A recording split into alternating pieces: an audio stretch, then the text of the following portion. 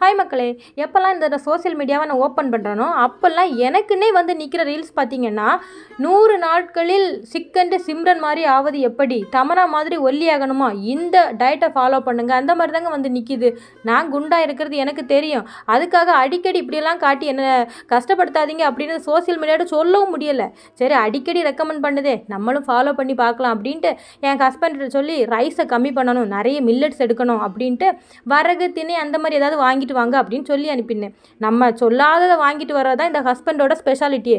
நான் சொன்னது வரகு திணை, ஆனால் வாங்கிட்டு வந்தது குயினோவா அப்படிங்கிற ஒரு புதுசாக ஒரு ப்ராடக்டை வீட்டில் லான்ச் பண்ணியிருந்தாங்க. இந்த குயினோவை பற்றி இதுக்கு முன்னாடி நான் கேள்விப்பட்டதும் கிடையாது, அதை பார்த்ததும் கிடையாது, அதை எப்படி சமைக்கணும்னு தெரியாது.